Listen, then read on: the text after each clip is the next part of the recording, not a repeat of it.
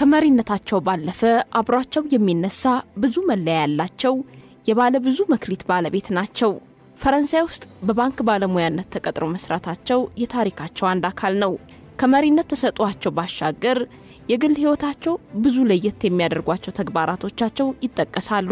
ሸንቃጣና ቆፍጣናው አትክልት ተመጋቢው፣ ሽቅርቅር ፋሽን ወዳጁ፣ የባለ ብዙ ቋንቋ ዕውቀት ባለቤቱ፣ ማንበብና መጻፍ የሚወዱት፣ በጁዶ የጥቁር ቤልት ባለቤቱ፣ ስፖርት ወዳዱ፣ የፈረንሳዩ ወጣቱ መሪ የአንዶሪያው ተጠባባቂ ልዑል ኢማኑኤል ዣን ሚሼል ፍሬድሪክ ማክሮን የዕለቱ የመሪዎች ዓለም ባለ ታሪካችን ናቸው። ከዝግጅቱ ጋር ኢየሩሳሌም ብርሃኑ ነኝ። አውሮፓዊቷን ቅንጡ የፋሽን ሀገር ፈረንሳይን ለመምራት እድሜያቸው አልገደባቸውም። የአውሮፓ ሀገራት አስቸጋሪ ጊዜ በገጠማቸው በዚህ ወቅት እንኳን ወጣቱ መሪ ማክሮን ሌሎች አማራጮችን እያማተሩ ሀገራቸው ጠንካራ እንድትሆን ማድረግ የቻሉ ሰው ናቸው። ፈረንሳይ ቀድሞ ትገዛቸው የነበሩ የምዕራብ አፍሪካ ሀገራት ላይ ያላት ተጠቃሚነት ከጊዜ ወደ ጊዜ እየተቀዛቀዘ ቢመጣም ከሀገራቱ ተገፍታ ብትወጣም እሳቸው ሌሎች የአፍሪካ ሀገራትን በአማራጭ እያማተሩና የሀገራቸው ጥቅም እንዳይገደብ በማድረግ ፈረንሳይን አጠናክረው መያዝ የቻሉ ሰው ናቸው። ከቀዳሚው ናፖሊዮን በመቀጠል ፈረንሳይን የመሩ ወጣቱ መሪ ማክሮን የመጀመሪያ ልጅ ሆነው ቤተሰቡን የተቀላቀሉት እንደ አውሮፓውያኑ ዘመን አቆጣጠር 1977 ነበር።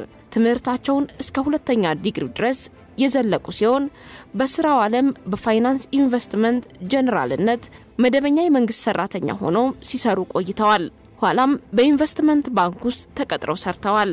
ማክሮን መንግስታዊ ተቋማት ውስጥ የነበራቸው አገልግሎት ኋላ ለመጡበት የስልጣን እርከን መሰረት ጥሎላቸዋል። የስልጣን እርከኑን የተቆጣጠሩት የፕሬዝዳንት ፍራንሷ ኦሊንዴ ምክትል ዋና ጸሐፊ ከሆኑ በኋላ ነበር። የሰውየው ተፈላጊነት የጨመረው ፖለቲካና ኢኮኖሚ ላይ ባላቸው ንቁ ተሳትፎ ሲሆን የኢኮኖሚ ኢንዱስትሪና ዲጂታል ጉዳዮች ሚኒስትር ሆነው በፈረንሳይ ካቢኔ ለመሾም በቁ። በቆይታቸውም ኢኮኖሚው እንዲያንሰራራ በርካታ የንግድ ማሻሻያዎችን አደረጉ። ተፈላጊነታቸው ይበልጥ እየጨመረ መጣ።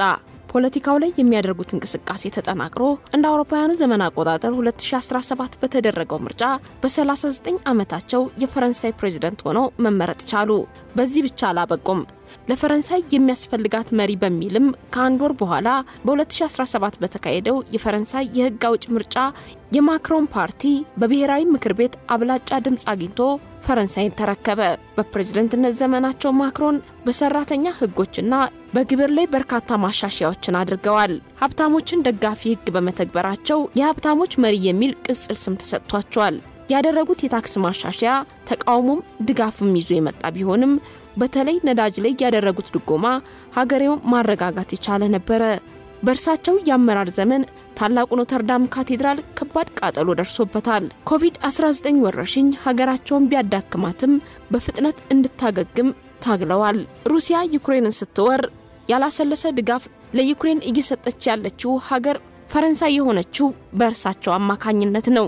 የዘመናት የሀብት ምንጫቸው በመሆን ሲያገለግሉ የነበሩት በምዕራብ አፍሪካ ሀገራት ብትገለልም አሁንም ከአፍሪካ ሀገራት አማራጫቸውን እያማተሩ የሚያዋጣቸውን በመያዝ ተወዳዳሪ የሌላቸው ናቸው። የአመራር ብቃታቸው በእነዚህ ወቅቶች የተፈተነው ማክሮን አሁንም ፈረንሳይን በንቃትና ብቃት እየመሩ ይገኛሉ። ኢማኑኤል ማክሮን ለሁለተኛ ምርጫ ዘመን ሲወዳደሩ እንደ መጀመሪያው ዘመን ቀላል አልሆነላቸውም። ይልቅስ እንደ ቀድሞ በመራጮቻቸው ለመመረጥ ብዙ ታግለዋል። በድጋሚ ወደ ስልጣን ሲመጡ የተለያዩ የኢኮኖሚ ማሻሻያዎችን ተግባራዊ እያደረጉ በተወዛገበው የዓለም ኢኮኖሚ ውስጥ ሀገራቸውን አስቀጥለዋል።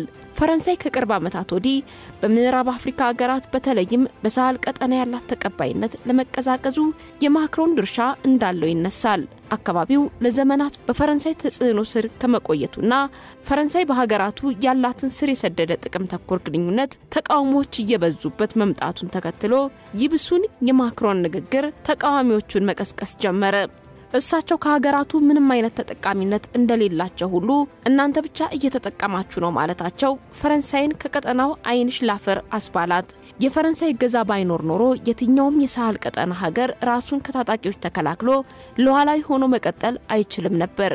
ሀገራቱ የፈረንሳይ ጦር ላደረገው ነገር ምስጋና ቢስ ሆነዋል የሚለው ንግግር የቆየውን የአፍሪካውያን ቁርሾና እየተዘረፈ ያለው ሀብታቸውን መለስ ብለው እንዲያዩ አደረጋቸው። ይባስ ብለው ፈረንሳይ በቀጠናው ያላትን ስትራቴጂያዊ ጥቅም ለማስጠበቅ እቅዶችን እያደራጀች መሆኗን በድፍረት መናገራቸውን ቀጠሉ። በእነዚህና ተያያዥ ምክንያቶች የተማረሩት ሀገራት የፈረንሳይን እገዛ አንፈልግም ብለው ከሀገራቸው የፈረንሳይ ወታደሮች እንዲወጡ አስደርጓል። ቻድ በውጪ ጉዳይ ሚኒስትሩ አማካኝነት ማክሮን ለአፍሪካ ያላትን ንቀት አሳይተዋል ስትል ወቀሳዋን አቀረበች። የውጪ ጉዳይ ሚኒስትሩ በዚህ አላበቁም።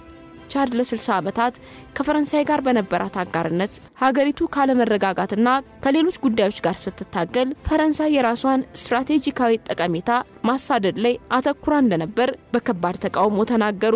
የሴኔጋሉ ጠቅላይ ሚኒስትር በበኩላቸው ፈረንሳይ ቀደም ባሉት ጊዜያት እንደ ሊቢያ ያሉ አንዳንድ የአፍሪካ ሀገራትን በማተራመስ በነበራት አስተዋጽኦ የቀጠናውን ደህንነት አደጋ ላይ ጥላለች ሲሉ በማክሮን ምክንያት ለዘመናት የተቀመጠ ቂማቸውን ገለጹ። አክለውም ፈረንሳይ የአፍሪካ ደህንነትና ሉዓላዊነት ለማረጋገጥ አቅሙም ሆነ ህጋዊ ሰውነት የላትም በማለት የማክሮንን ሀገር ፈረንሳይ አጣጣሏት። 2013 አማጽያንን ለመዋጋትና ሰላም ለማስከበር ወደ ማሊ የተላኩት የፈረንሳይ ወታደሮች ከአንድ ዓመት በኋላ ተልእኳቸውን በማስፋት ኒጀርና ቡርኪና ፋሶን ጨምሮ ሌሎች የቀጠናው ሀገራት ቢሰማሩም በሀገራቱ ተቀባይነታቸው ጠፍቶ ሰራዊታቸውን እንዲያስወጡ ተደርገዋል። ፈረንሳይ ለዘመናት በቅኝ ግዛት የገዛቻቸው ሀገራትና በኋላም በእጃዙር በምትገዛቸው ሀገራት ዘንድ ክብር እንደታጣ የሆነችው በወቅቱ የሀገሪቱ መሪ ኢማኑኤል ማክሮን የአመራር ዘመን መሆኑ በእርግጥም ፈረንሳይ የታሪክ ጥፋት ላይ መሆኗን የሚያመላክት ነው።